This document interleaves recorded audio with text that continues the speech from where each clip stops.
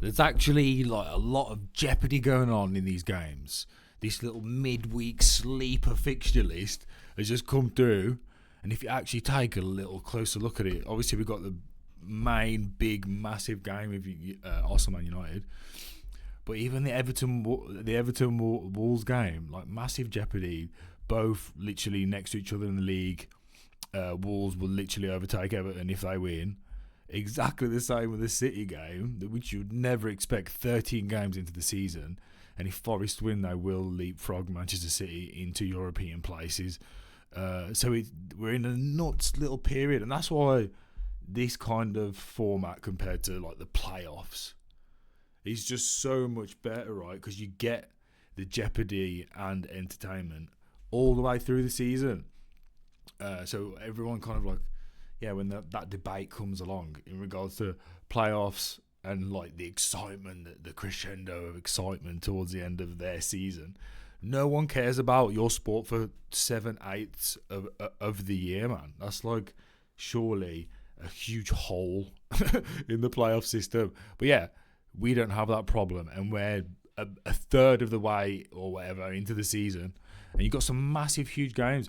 If Liverpool are going to falter at all at any point in this season, or against teams or against in certain fixtures, then surely St James's Park on a weekday after a weekend game, away, cold, winter, surely all these things add up to maybe some jeopardy for Liverpool. They're probably going to rotate a little bit, play Núñez, Gakpo from the start, more physicality, Curtis Jones in, unbelievable player. So even that tight, close game, the only real dead rubber is probably the Southampton-Chelsea game, I feel. I don't really think that Southampton have got much for Chelsea at all.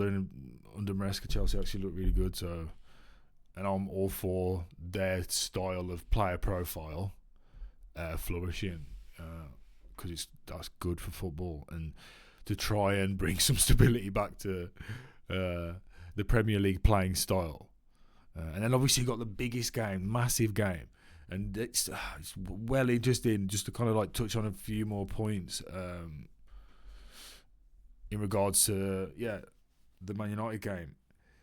It's these kind of games where if you are kind of the big time player or in the teams for Man United, like Bruno Fernandes is obviously claimed to be by a huge proportion of United's fan base. It's games like this where you need him to stand up, right? You need that presence, the kind of, not just because he's captain, but the energy that he gives his own teammates, and that kind of like emotional roller coaster that he goes through, maybe a bit less than recent, but he's still kind of arms in the air and trying to show some form of kind of like emotion and presence on the field. A lot of times that also is at home. So it's interesting because Bruno's got like a few different things it'll do. So it'll be like out in terms of his actual like hand, I don't know what you call it, gestures, hand gestures, or whatever. When he's feeling himself and we're at home and it's against probably a team that's a little bit inferior and we're on the ball a little bit more, and he's got the crowd behind him and everyone's singing Bruno, Bruno. When a teammate makes a mistake, mate, he's out. He's like, screaming his head off, hands in the air, right? Hands in the air. But when we're playing against the bigger teams and we're away, he starts doing like all this, like the teenager thing. Do you know, like when he just starts walking, he's like, for God's sake. And he's like, so he's a little bit more within himself. So we want to see, if you're going to just Bruno be Bruno, like it needs to be the kind of performance that you'd see him put in terms of the bravery aspect of it. I mean, I don't even think he's ever that brave, but in regards to what I'm trying to get at, I suppose, is the kind of energy that he brings to a home match that he's really comfortable in. That needs to be brought across like all games consistently, and it'll be very interesting to obviously see the comparisons between Bruno and Odegaard, and it always is because people laud Bruno for his effectiveness in regards to goals and assists, which aren't as effective, nowhere near as effective as they used to be, and that you can't really use it as this huge argument anymore. because in recent times his record's been like pretty normal or just good. And it's very interesting to see what roles Odegaard and Bruno Fernandes play in regards to for their teams and what they contribute to the team, how they go about their business, how they go about creating for their team. Odegaard, is way more of a creative player in regards to how he fashions space, how he drops into pockets, how he'll be brave in receiving the ball, how technical he is on the ball, receiving, making sure the touch is in exactly the right position. He can dictate from the almost on the opposition D. I think that's one of those pause moments. Arsenal can, if they put the pressure on, they can really recycle the ball with somebody like Odegaard, who is a dictator of the play. You think about a holding midfielder being the dictator, basically overall, but sitting can see the midfield in front of him, and he can dictate that middle third, right? And it's exactly the same with the defensive third. Now in modern day football, the goalkeeper dictates that third of the field, and Odegaard gives Arsenal that, and those type of number 10s give the team a dictator of possession and rhythm in that final third, and someone that can really like plant the flag and say, we are staying high because of my technical acumen and my awareness and ability to keep us squeezed in and keep this team penned in and keep our possession linked.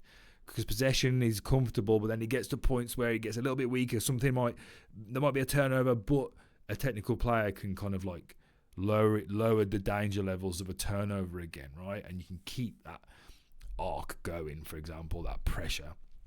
Because at the end of the day, when you are keeping possession, you do want to be like threatening with it. You can't always be so passive.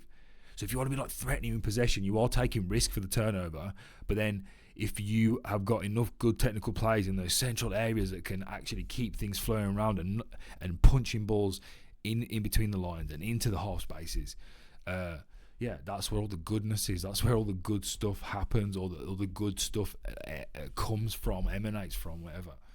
And I think the Man United Arsenal game is very interesting for on a Manchester United perspective.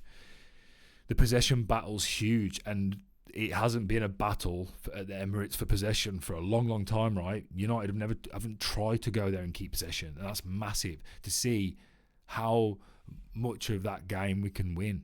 And even if United lose or draw, or if we lose 2-3 or whatever, if we see signs that we went to the Emirates and controlled like large periods of that game, but then we just got cut open because we've been cut open under Amorim like a few times. Obviously, it's the first 3 games. It's going to happen with this level of player and also new information. We could lose 3-0 easily by just 3 like good quality counter-attacks that Arsenal are massively capable of doing. And then we could actually then keep more passive possession and control, and we can probably make Arsenal maybe look sometimes like a counter-attacking team. If that happens, that's like there's real good stuff in that. So we need to be careful of like what we're looking for. I saw Howson say it was like a bit of a free hit, and it is a bit of a free hit. It is a free hit. It just is. We're right at the beginning of its stages. We need to get like goodness out of this game, and that goodness is like possession. And then also here I'll put like the physical battle, because that's something I feel like just been getting like in the tackle to the ball, like sometimes like second balls we're like a little bit light, and that doesn't mean we need like loads of like massive dudes, right? It's about just utilizing like intensity more, and just being hard in the tackle is irrelevant of size, like it just is. And the biggest kind of elephant in the room, I feel like, is just technically, if he picks the team that he's most likely going to pick, we're not that team, that front 4. Bruno, Garnacho, and Højlund aren't good enough, and you can, if you want to add Rash in there instead of like, it doesn't matter how you do it. He's not this front three is not. Let's just drop them into the. Oh no, forget that. Yeah, that three, however that it'll end up, that is not good. If they just box off Ahmad, and then it's everybody else trying to create, and so they just literally, manage to box Ahmad off. Whether that's bringing Rice over, Partey over more, however they go about it, it makes all the sense in the world just to stop Ahmad and Man United's right hand side, and you stop everything pretty much because of the lack of quality across the pitch. And I don't think we've seen the lack of quality from these players enough yet. I think Amorim, you can take this team. I'm not saying they can't go there and dominate possession and win, because it can easily be done. We were so hugely underperforming under Ten Hag. It was like the difference between this team's level and what Ten Hag was showing is huge, right? So there's definitely loads more scope in this team, and they can definitely go and beat Arsenal. But yeah, that front three, the way, I just don't see it. I don't think that front three have got anything for Arsenal's back four, and that's the biggest problem. But anyway, big round of games we've got, and also we've got Madrid against Bilbao, and again, jeopardy. They got 2 games in hand over Barcelona, but lose this, which they're massively capable of losing this game. I think Madrid most likely will lose this game. 11-5, right? That's good odds. I think that's good odds. Look, Madrid are at 13-10. Whenever Madrid 13-10, away from home, even against Barcelona, right? This is these Champions League winners and La Liga winners and all that stuff. All the best players in the world, and they're 13-10 in the La Liga, not against Barcelona. Granted, against a good team, but big night of games. Perfect outcome. Watch the City Forest game. City 3-0 down at half time. Pep goes in at half time, gets some more scratches, and then we turn on United, and then United dick Arsenal, mate. Easy possession. Bim bap boom bap bim bop bam. That's what the Kendrick are, in it. I reckon that's what's going to happen, even though we just spoke about all the dangers. Let's believe that the Reds can actually go to the Emirates. And this back four, it's a good team, man. I'm not going to lie. The back four's too good for this strike force. It just is. And I think we'll see, especially now with Odegaard back, I think it's going to be a really tough game for United, if I'm honest. But it is what it is, man. There's just no problem with it. This is fine. This is who cares? If United lose to Arsenal, it makes zero difference. We're actually trying to see something develop with a good manager that's honest, and we're all seeing the same thing.